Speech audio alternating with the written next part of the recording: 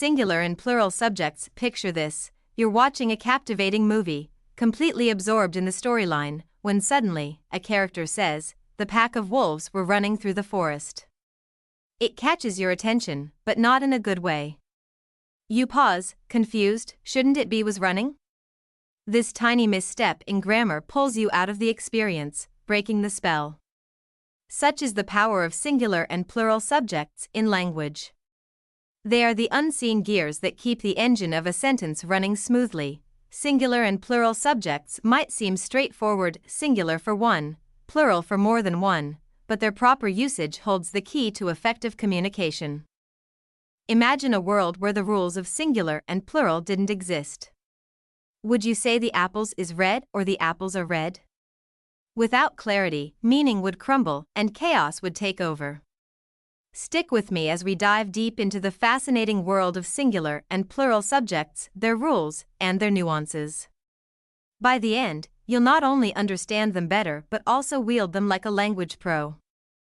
The basics of singular and plural subjects. A subject is the heart of a sentence. It's what the sentence is about, and it dictates how the verb behaves. The simplest rule to remember is this: a singular subject takes a singular verb, and a plural subject takes a plural verb.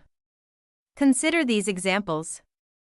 The cat sleeps on the couch. Here, cat is singular, so the verb sleeps also takes a singular form. Contrast that with the cats sleep on the couch. Now, cats is plural, so the verb sleep aligns with it. This foundational rule might seem easy to follow, but the real challenge begins when sentences grow more complex. Collective nouns and their tricky nature. Collective nouns like team, group, family, or audience can behave as singular or plural subjects, depending on the context. If the collective noun acts as a single unit, it takes a singular verb. If the focus shifts to the individual members within the group, it requires a plural verb. For example, the team is winning the championship. Here, the team is considered one entity, but the team are arguing over strategy. Now, the individuals within the team are being referred to, so a plural verb is needed. The same logic applies to other collective nouns like herd, class, or jury. Compound subjects. Compound subjects are formed when two or more subjects are joined together by conjunctions like and or. The rules for compound subjects depend on how they are joined. When two subjects are joined by and, they usually take a plural verb. Jack and Jill are climbing the hill. But when the compound subject refers to a singular idea or concept, it takes a singular verb. Macaroni and cheese is my favorite dish. When subjects are joined by or nor, the verb agrees with the subject closest to it. Neither the teacher nor the students are prepared for the test. Neither the students nor the teacher is prepared for the test. Singular subjects that seem plural. Some words may appear plural but function as singular subjects.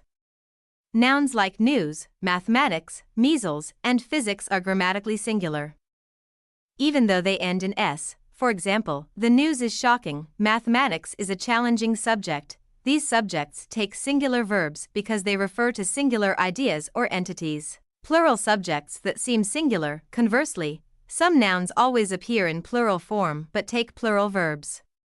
Words like pants, scissors, glasses, and tweezers fall into this category. The scissors are sharp, my glasses were on the table. These nouns are treated as plural because they refer to items with two parts. Indefinite pronouns as subjects. Indefinite pronouns like everyone, someone, nobody, and each are singular, even though they may seem to imply multiple people or things. They always take singular verbs. Everyone is invited to the party. Each of the players has a unique skill. However, indefinite pronouns like few, many, several, and both are plural. Few were able to solve the puzzle. Several have already left the meeting.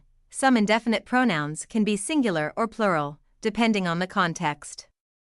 Words like all, any, none, some, and most fall into this category. All of the cake is gone. All of the cookies are gone. Complex subjects and modifiers. When additional words or phrases modify the subject, determining whether it's singular or plural can become challenging.